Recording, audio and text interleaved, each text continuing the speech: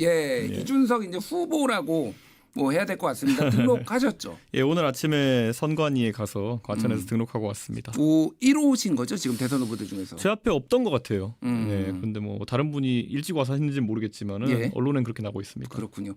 탄핵 심판이 진행되는 과정에서도 사실은 대선 출마를 공식적으로 선언을 하셨고 여러모로 그거는 이제 탄핵이 될 거라는 거를 확신을 했다 이런 얘기들이 좀 있더라고요. 계엄 상황을 보고 나서 그것의 불법성, 위헌성을 판단하는 건 어렵지 않았습니다. 그래서 많은 국민들이 탄핵을 확신했을 것이고 다만 중간에 이제 좀 선동가들이 이것이 뭐 자기들이 헌재 정보를 알고 있다느니 이러면서 혼란이 좀 있긴 했는데요. 상식선에서 판단한 겁니다. 저는 그래서 정치하면서 항상 어떤 정보보다는 제 상식에 의존한 판단을 많이 하려고 합니다. 네, 알겠습니다. 윤석열 대통령 탄핵이 이제 지난 금요일에 인용이 됐는데 의원님께서는 좀 복잡한 심정이었을 것 같아요. 일단은 윤석열 대통령 후보를 대통령으로 만드는데도 여러 당대표로서 여러 힘을 썼고 또 윤석열 대통령이 되자마자 얼마 안 있어서 쫓겨났잖아요. 좀 어떤 심정이셨습니까? 그러니까 윤석열 대통령이 정권 자체를 배은방덕으로 시작했기 때문에 뭐 이런 상황이 발생하지 않았을까 싶은 겁니다. 사실 윤석열 대통령의 당선을 생각해 보면 그때까지는 보수 정당에 관심을 갖지 않던 젊은 세대가 대거 유입되면서 사실상 연합 정권 성격의 그런 정권을 만든 것인데 바로 한 축을 자기가 앉아 있는 의자 다리를 자기가 잘라버린 거죠. 그러니까 정치적으로도 멍청한 행보이고 자기 자신을 옥죄는 그런 행보였다 이렇게 봐야 되는 거고. 주변에 간신배가 들끓었죠. 소위 윤핵관이라 하는 사람부터 해서 나중에 극우 인사들까지. 그리고 최종적으로 확인된 거는 나중엔 거의 유튜버들에 절어져 있었다라는 생각까지 할 정도로 황당한 상황이었죠. 그래서 저는 윤석열 대통령이 지금도 어떤 생각일지 모르겠지만 좀 자기 반성적 행보를 했으면 좋겠다 그런 생각입니다. 알겠습니다. 자, 그런데 어쨌든 윤석열 대통령을 만드는 데 일조를 했고 예. 그거에 대해서 뭐 좀 불편한 질문 드리겠습니다. 이준석 의원이 네. 개고기 판 거 아니냐 이런 얘기도 하더라고요. 오늘 안철수 후보가 대선 출마를 하는데 네. 윤석열 정권을 만든 데에 대해서 나는 사과한다 이런 얘기도 했거든요. 혹시 의원님은 후보님은 뭐 사과할 의향이 있으십니까? 안철수 의원은요 본인의 희망에 따라 단일화를 한 겁니다. 그렇기 때문에 본인의 선택에 대해서 이야기할 수 있지만 저는 제가 먼저 당대표로 선출되고 그다음에 당원들이 선거를 통해 가지고 후보를 만든 겁니다. 거기서 제가 할 수 있는 선택은 후보를 보자마자 이 사람이 까면 안 됩니다 하고 제가 그만두든지 아니면은 어쨌든 당 대표로서의 책무를 하든지였거든요. 그건 다 기억하실 겁니다. 저는 책무를 하기로 했고 책무를 하는 과정에서 이 사람을 고쳐 쓰려고 굉장히 노력 많이 했던 겁니다. 그 당시에는 많은 분들이 저한테 너는 왜 그렇게 모질게 그 후보한테 계속 얘기하냐. 너는 왜 후보한테 계속 이것저것 고치라 그래가지고 후보랑 틀어져가지고 어떤 분은 가출이라 표현하기도 했어요. 저한테 굉장히 모욕적이었죠. 저는 이 정치 초보이면서 굉장히 성격이 좀 괴팍한 후보를 어떻게든 바로잡아가지고 고쳐보려고 했던 건데 그거를 이제 가출이라고 비하적 표현했으니까요. 네. 저는 제 입장에 최선을 다했고 그 결과론적으로 제가 여기에 대해 가지고 사과를 하는 것은 좀 어렵다 이렇게 말씀드리지만은 어쨌든 정치인의 한 사람으로서 대한민국 정치가 이렇게 혼란스러운 것에 대해서는 당연히 죄송하게 생각해야죠. 알겠습니다. 그러니까 뭐 이제 지금은 국민의힘 소속은 아니지만은 이제 크게 이제 보수 정당에 있었던 분으로서 조금 뭐 여쭤보면은 왜 국민의힘 보수 정당은 계속 용병을 쓰는 것인가 소위 말하는 왜 스스로 대통령 후보를 만들어내지 못하고 계속 외부의 인사를 들여가지고 대선 후보를 만드는 것인가에 대해서 조금 우려 섞인 목소리, 비판의 목소리도 있거든요. 왜 그렇게 윤석열이라는 사람을 꼭 들여서 했어야 됐나 어떻게 보십니까? 대통령 정도 되는 사람 만들려 그러면 서사를 구축해야 되거든요. 정치인이. 근데 국민의힘의 정치인들이 서사를 만들려면 도전을 해야 됩니다. 어려운 곳에 선거를 뛰려고 한다든지 뭐 그런 아니면 어려운 과제에 도전한다든지 이런 도전 서사가 있어야 되는데 서사가 없는 거죠. 안전지향적이고 오히려 도전하는 사람들 뒤에서 음해하고 이런 것들이 문화가 돼 있기 때문에 노무현 대통령 같은 도전을 하면은 조소당합니다. 저도 이번에 동탄에서 당선됐으니까 조금 평가가 달라진 거지. 제가 제 고향이었던 상계동에 3번씩 선거 어려운 데 도전해가지고 뛸 때 저를 조소하기 바빴지 저를 응원하는 분위기는 전혀 없었어요. 저는 뭐 마삼중이다 이런 거 막 이제 갖다 붙이고 해가지고 조롱하는 분위기잖아요. 예. 그런 환경에서 누가 도전을 하고 서사를 만들겠습니까? 그러다 보니까 본인들에게 적밖에 없는 거예요. 그러니까 문재인 정권 시절에 우리의 적은 문재인. 근데 문재인을 가장 곤란하게 만든 사람이 누구냐? 윤석열. 이 조국 사태를 이제 다루면서 문재인이 곤란해졌다. 이런 아주 단편적인 사실들로 자기들만의 영웅을 만든 거죠. 예. 그러니까 저는 서사를 만드는 노력 자체가 없었기 때문에 서사도 급조된 거다 이런 생각을 하는 겁니다. 알겠습니다. 자, 이제 본격적으로 대선 얘기를 좀 해봐야 될 것 같아요. 지금 우리나라 대선의 역사상 제3정당의 후보가 당선된 적은 대통령으로 당선된 적은 한 번도 없습니다. 뭐 총선이야 이제 이준석 의원 케이스도 있고 여러 케이스가 있지만은 지금 상황을 좀 어떻게 보고 있는지 좀 궁금해요. 저는 어느 때보다도 이제 더 이상 법조인 정치는 안 된다라는 생각을 국민들이 할 거라 생각합니다. 이게 법조인 출신들, 법률가들 뽑아놓으면은 할 줄 아는 게 결국 다른 사람 어떻게 하면 감옥에 넣을까, 어떻게 하면 방탄할까 이런 거밖에 없는 겁니다. 예. 공교롭게도 윤석열, 이재명 두 분이 법조인 출신이고 지금도 보면은 국민의힘도 대표, 원내대표 다 법조인 출신이고 이런 일들이 반복되고 있습니다. 예. 그렇기 때문에 법이라는 거는 원래 과거를 보는 겁니다. 과거에 했던 일에 대해 가지고 선악을 이제 계속 이야기하는 것이고 저는 미래지향적인 정치를 할 때가 됐다. 이제 과학 기술이나 이런 면에 대해서 미래를 이야기하고 저 같은 과학을 전공한 사람은 가설을 세우고 그걸 검증하는 것을 정치로 보는 겁니다. 이렇게 예. 하면 좋겠다. 이렇게 하면 잘 되겠다 해놓고 그걸 논리적으로 시나리오를 세워가지고 결과를 가지고 국민들한테 이야기하는 정치인이거든요. 제가 지난 대선 때 아니면 지방선거 때 보면은 제시하는 것들 예를 들어 뭐 능력주의라든지 아니면 그 다음에 세대 포이론이라고 얘기했지만 결국 세대 연합을 이제 하려고 했던 거죠. 이런 것들은 제가 가설 세워가지고 제가 성과를 낸 거거든요. 저는 그런 정치가 앞으로 이루어져야 된다 생각합니다. 그렇군요. 법조인 얘기를 하셨는데 사실 이제 법조인 출신 대통령의 대표적인 사람이 이제 노무현 대통령. 예. 그리고 문재인 대통령 뭐 이런 분들도 있는데 뭐 그거에 대한 평가는 다양하겠지만은 비법조인으로서 박근혜 대통령이나 이명박 대통령도 있었잖아요. 뭐 김대중 대통령도 예. 있었고. 그러니까 이게 법조인의 문제냐 꼭 그런 생각은 들거든요. 이명박 대통령만 해도요. 결국 우리가 이명박 대통령의 부패 혐의에 대해 가지고는 굉장히 부정적으로 판단해야 되지만 결국에는 그래도 성공한 비즈니스맨으로서 외교나 이런 측면에서는 지금 사후적인 평가로는 상당히 대한민국의 대통령 중에서 세일즈나 이런 거 잘했다는 평가를 받는 거고요. 박근혜 대통령은 박정희 대통령 후광 때문에 좀 정치하는 게 그게 많이 드리워서 그렇지 한편으로는 정책 면에서는 중도화되고 그리고 복지에 대한 어떤 새로운 시도들을 많이 했던 대통령 기록되거든요. 예. 뭐 기초연금이라든지 기초연금. 예. 반값 등록금이라고 하는 국가장학금 제도라든지 이런 것들은 박근혜 정부 시절에 태동된 거고 다만 그 안에서 그걸 다 살리지 못하고 국정교과서 논쟁이라든지 이런 좀 우파 강경성 정책들을 하면서 이제 지지가 많이 떨어진 것이겠죠. 그러니까 저는 그래도 법조인들이 들어섰을 때 문재인 대통령 보십시오. 결국에는 검찰총장으로 어떤 사람을 뽑아가지고 적폐청산하라고 그 좋은 시기를 날려보낸 거 아닙니까?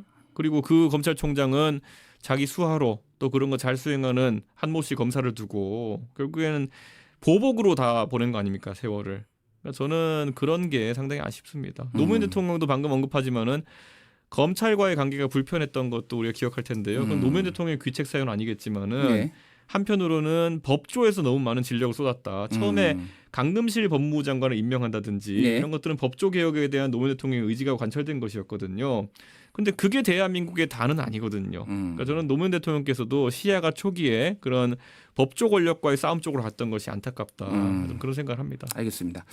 근데 제가 이제 딱 듣기로는 이 법조인 출신은 안 된다라고 하니까 특정인들이 딱딱딱 제 머릿속에 좀 떠올라서 예를 들면 한동훈 전 대표라든지 홍준표 시장 검사 출신의 홍준표 시장이라든지 아니면은 뭐 이재명 대표도 이제 변호사고 네. 그래서 본인과 경쟁 상대인 사람들을 지금 다 저격한 거 아니냐 약간 이런 생각이 들어요. 뭐 홍준표 시장이나 오세훈 시장만 해도요. 이분들은 정치인으로서의 경력, 행정가로서의 경력이 이미 그 검사나 변호사로서의 경력보다 훨씬 깁니다. 몇 예. 배는 될 겁니다. 그렇기 때문에 그분들은 뭐 소위 말하는 법조인으로 불리기는 어렵고요. 우리가 잘 아는 윤석열 대통령이나 아니면 한동훈 전 법무부 장관 이제 전 대표는 법조 경력이 정치에 비해서 거의 10배 이상 길죠. 그렇기 때문에 조금 문제가 다르다 이렇게 말씀드립니다. 그리고 뭐 안철수 의원 같은 경우에도 비법조인 출신으로서 요즘 대선 후보로 이야기되고 있고 유승민 의원도 경제학자 출신으로서 네. 되고 있는데 다양성은 좋은 겁니다. 지금까지는 너무 법조인들이 들어와가지고 누굴 감옥에 보내고 나는 감옥에 안 가고 이것만 다루다가 대한민국이 허송세월했습니다. 예, 예. 알겠습니다. 자, 그 이제 제3지대 후보가 항상 어려운 거는 우리가 익히 알고 있고 그러다 보니까 대선 때만 되면 항상 단일화 압력이 있었거든요. 그렇죠. 이준석 후보는 이미 단일화는 하지 않는다라고 여러 예. 차례 얘기를 한 걸로 알고 있는데 단일화를 저는 질문을 좀 바꿔볼게요. 예. 단일화를 하게 될 만한 조건이 있습니까? 그러면은 단일화가 가능할 수도 있다.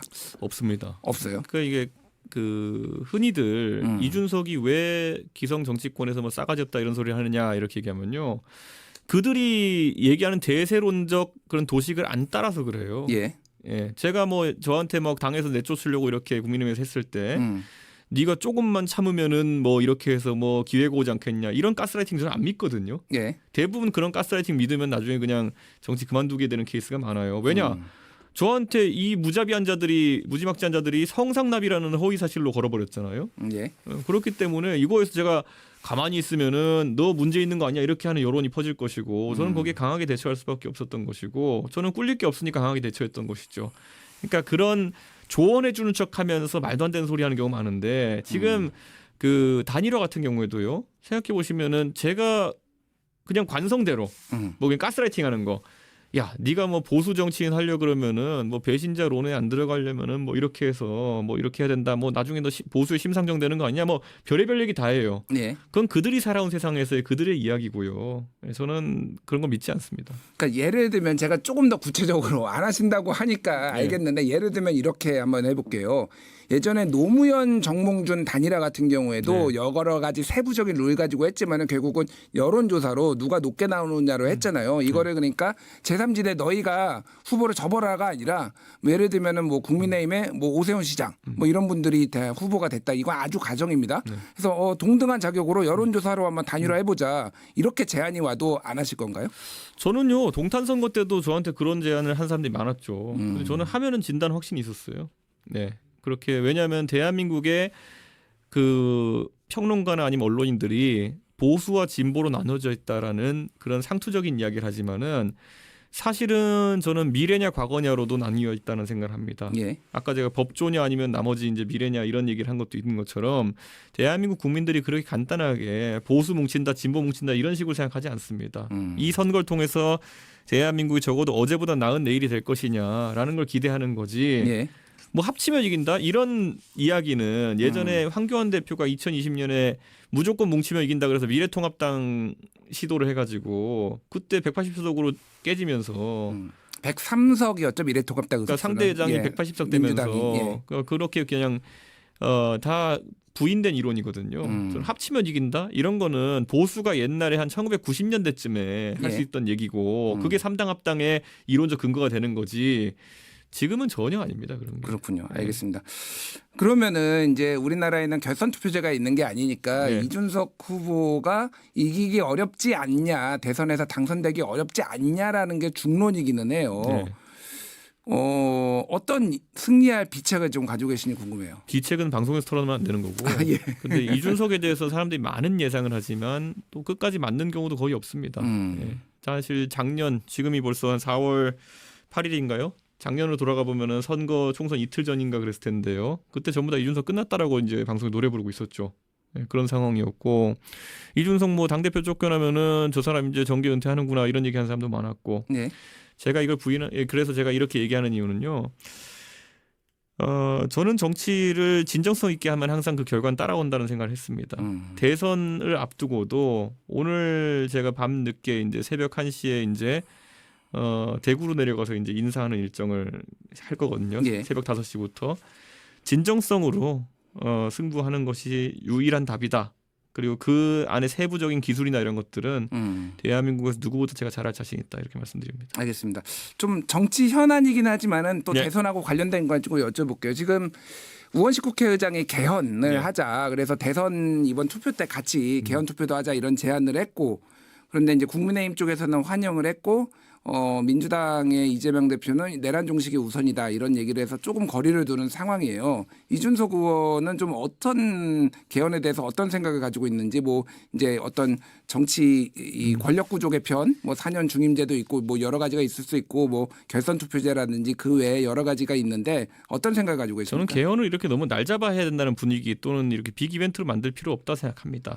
사실 개헌이라는 것이 우리나라는 개헌이라는 좀 무거운 용어를 쓰잖아요. 근데 우리가 미국 정치를 보면은 헌법 수정이란 말을 씁니다. 수정. 예, 그래서 수정 헌법 몇 조 이렇게 이제 얘기하잖아요. 어멘드먼트라고 이렇게 해서 이제 하는데 저는 우리나라의 헌법이라는 것이 만고불변의 그런 어떤 법 체계도 아니고 필요할 때마다 바꾸는 그런 수정이 빈번한 형태의 헌법이었으면 좋겠다라는 생각합니다. 연성 헌법을 좀 말씀하시는 거죠? 그렇죠. 우리가 87년 개헌이라는 것이 너무나도 의미 있는 직선제 개헌이었기 때문에 이걸 신주단지처럼 이제 가져가야 된다라는 인식이 있어서 왠지 이번에 개헌하면 이제 이걸 7공화국이라 불러야 되느냐 예. 이런 생각을 할 정도로 또 무겁게 생각하는 경우가 있는데요.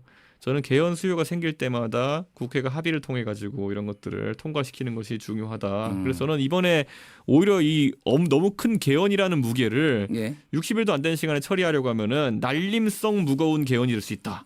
그래서 저는 그거는 좀 우려스럽습니다. 하면 좋죠. 예. 근데 잘 안 될 겁니다. 알겠습니다. 예. 예. 오늘 그 한덕수 국무총리 네. 대통령 권한대행이 마은혁 네. 재판관 국회가 추천한 마은혁 재판관에 임명을 하면서 또 2명의 대통령목 4월 18일에 이제 퇴임하는 문영배 재판관 2명에 대해서 지금 임명을 해. 근데 이완규 법제처장이 들어가 있더라고요. 그래서 네. 지금 굉장히 논란인데 그건 어떻게 보셨습니까? 저는 굉장히 부정적으로 보고요. 논란이 많은 인사를 지금 굳이 임명할 필요 없다 이런 생각이고 한편으로는 저는 뭐 한덕수 총리님이 국민의힘의 영향을 받아서 그랬다라는 뭐 증거나 이런 건 없기 때문에 제 추측입니다만 국민의힘 측은 지금 대선 결과에 따라 가지고 대선 직후에 신정부의 법무부 장관의 주도하에 정당 해산 심판이 걸릴 수 있다는 걸 굉장히 두려워하고 있는 것 같아요. 위헌정당 해산 심판은 법무부 장관이 이제 주도를 해야 되죠. 그렇죠. 예. 그리고 헌법재판소에서 탄핵과 마찬가지로 6인 이상 인용으로 되면 정당이 해산되거든요. 근데 제가 매달 얘기하는 2014년에 이석기 의원의 어떤 그런 내란 모의 내란 음모, 예비 음모, 그래서 뭐 어떤 강연이라는 데서 어떤 말씀하셨다는 것 때문에 통합진보당이 해산되고 정당 해산이 되면은 그 정당의 지역구와 비례대표 의원이 다 날아갑니다. 그렇기 때문에 국민의힘 의원들 입장에서는 만약에 그런 게 걸리게 되면은 그때 이석기 의원은 예비 음모였지만 지금은 실제 내란인에 준하는 행위를 했잖아요. 예. 그리고 거기 보면 정당의 주요 직위에 있는 자가 그런 걸 하면 정당이 해산 심판 대상이 된다 그랬거든요. 1호 당원이랑 대통령은 당연히 주요 직위에 있는 자죠. 그리고 그걸 옹호하기 위한 국민의힘 의원들의 기록도 남아 있고요. 예. 그러면은 선거 결과에 따라 가지고 이거 자칫 잘못하면 해산 심판 걸리면은 20%의 확률이라도 이게 인용될 확률이 있으면은 그 당에 같이 있으면은 불안한 겁니다. 예. 그러면은 20%의 확률로 그러니까 이게 낮은 확률처럼 보이지만은 예. 20% 확률로 내가 정치적으로 죽는다 이런 거예요. 그럼 높은 확률이죠. 그렇게 되면은 이 변수를 줄이는 것이 국민의 입장에서는 지금 상황에서도 굉장히 중요할 것이다. 그래서 좀 그런 곳에 우호적일 수밖에 없는 헌법재판관들을 임명해야 된다는 내부적인 압력이 있었을 겁니다.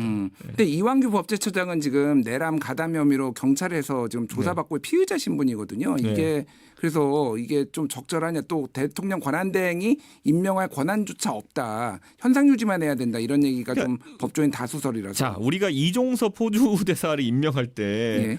저거 굳이 선거 앞두고 왜 저러냐 이랬는데 사실 악재가 맞잖아요. 예. 근데 그 악재보다도 더 중요한 리스크가 있었던 거겠죠. 그 이종섭 장관에 관해선 뭐 최혜병이라든지 아니면 박정훈 대령 관련해 더 리스크가 있었기 때문에 그런 식의 일을 한 거겠죠. 지금도 아까 말했듯이 이걸 선거 앞두고 하는 것 자체가 비상식적이거든요. 그런데 하는 이유는 아까 말했던 것처럼 결국 지금 권한대행 체제에서 임명을 해놔야 아까 말했던 그런 위헌정당 심판이라든지 해산 심판이라든지 이런 것들에 리스크를 덜어낼 수 있다라고 판단하는 걸 보입니다. 알겠습니다. 자, 이제 대선이 이제 조만간 후보들이 조금씩 등록을 할 것 같은데 선거의 3요소는 구도, 인물, 이슈 보통 뭐 이런 얘기를 하잖아요. 일단 제일 중요한 게 구도라는 얘기를 많이들 하시더라고요. 뭐 어쨌든 어느 게 중요한지는 저도 모르겠으나 구도가 그럼 어떤 식으로 몇 자 구도가 좀 될 것 같나요? 이게 저는 뭐 여러분들이 나올 수 있다 생각하지만 유의미한 건 3자 구도일 거라 생각합니다. 그리고 예전에 안철수 의원이 대선을 뛸 때 그때 안철수 의원의 지지율도 뭐 6% 7% 이러다가 나중에는 1등하는 조사도만 한번 나왔던 걸로 기억하고 있습니다. 예. 그러니까 탄핵 대선이라는 것은 변동성이 워낙 크기 때문에 우리가 지금 뭐 일희일비할 필요는 없다라는 생각을 하고요. 그때 안철수 의원도 1위 하는 지표가 잠깐 나왔던 적도 있지만 결국 본인이 그걸 계속 끌고 갈 역량이 좀 정치적으로 그 당시 훈련이 덜 됐기 때문에 결국에는 뭐 우리 잘 아는 병설 유치원 논란이라든지 뭐 여러 가지 좀 토론에서 말실수라든지 예. 이런 게 부각됐던 거 아니겠습니까? 그러니까 2017년 대선 말씀하시는 거죠? 탄핵 그러니까? 대선 말하는 거죠. 예. 저도 그렇기 때문에 이 사이클 속에서 제가 그래도 정치를 하면서 쌓아온 경력이나 아니면 그런 노하우들이 있기 때문에 그런 파도에 이제 그 높은 지점에서는 파도를 좀 타고 내려간 지점에서는 또 잘 웅크리고 이런 것들을 어떻게 잘 해내느냐가 저에게 달려 있다 봅니다. 알겠습니다. 이준석 후보에게 이제 따라다니는 얘기가 예. 이제 뭐 요거는 많이 질문도 받으셨긴 예. 했는데 젠더 갈라치기, 네. 세대 갈라치기 이런 거를 주 전략으로 쓰는 거 아니냐 이런 비판들이 예전에 당 대표할 때부터 있었고 네. 뭐 지금도 좀 있는 것 같습니다. 이거는 좀 어떻게 생각하십니까? 이제는 이런 관성에서 그냥 관성에서 이런 걸 뭐 갖다 붙인다 낙인 찍는다고 해가지고 우리 유권자들이 이걸 그대로 받아들이시면 안 되는 게 이준석이 예를 들어 노인 갈라치기 한다 얘기하는 이유가 예전에 서울 지하철에 대해 가지고 무임승차 조정해야 되는 거 아니야 얘기했던 것들 이런 것들일 테고 젠더 이슈 같은 경우에도 사실 문재인 정부 때 극심했어요. 예. 그런데 그런 것들에 대해서 그것에 대한 다른 얘기를 했다는 이유 때문에 그렇게 가는 건데요. 젊은 세대는 알잖아요.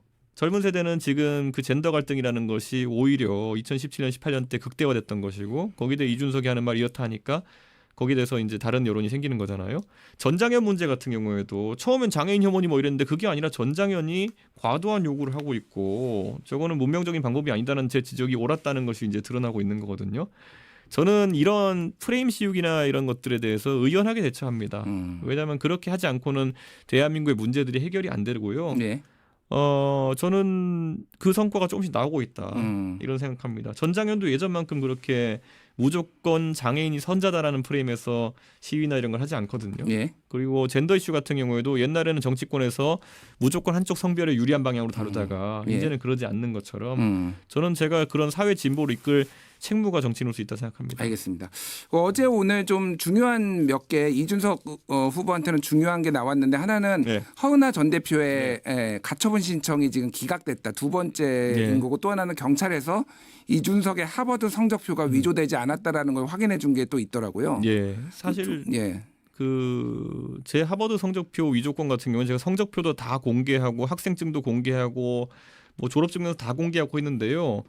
그냥 유튜버들이 윤석열 정부에 대해서 제가 쓴소리를 하니까 극우 유튜버들이라는 사람들이 계속 이의 제기를 한 겁니다. 그런데 뭐가 잦으면 뭐가 난다고 그냥 계속 그렇게 나오니까 뭔가 있나 싶어가지고 많은 분들이 혹했던 건데요. 예.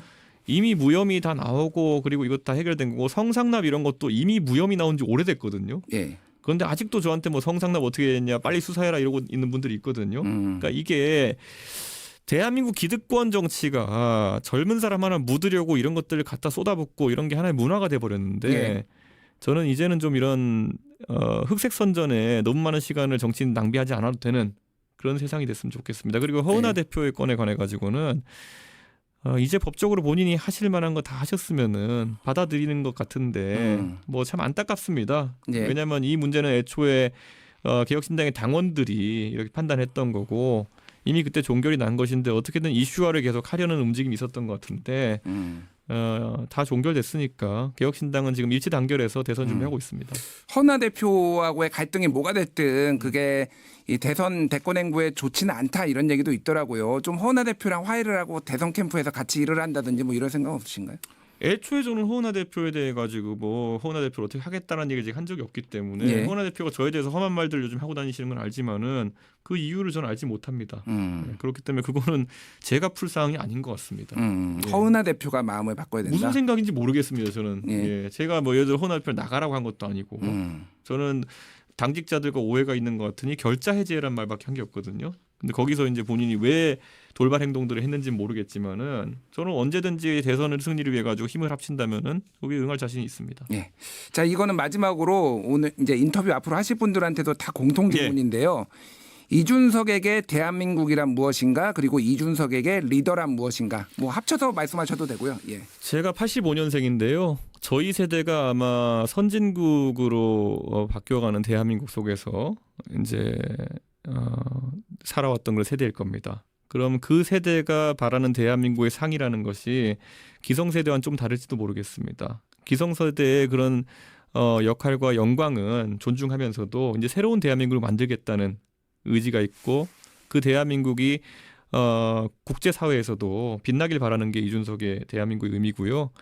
저는 리더라는 것은요. 항상 책임 있는 결정을 하고 용기 있게 나서는 사람이다 이렇게 생각합니다. 대한민국에 팔로워가 너무 많아요. 그러니까 정치인 중에서 결국 여론에 따라 가지고 이렇게 움직이는 팔로워가 너무 많은데요. 저는 항상 대한민국에 좋은 길을 제시하고 그 방향으로 이끌어 가지고 대한민국이 발전하는 그런 리더십을 발휘하고 싶습니다. 네, 알겠습니다. 오늘 여기까지 하겠습니다. 지금까지 개혁신당 이준석 대선 후보와 함께했습니다. 후보님 감사합니다. 예, 감사합니다. 예, 노래 한 곡 듣고 오겠습니다. 가호의 시작.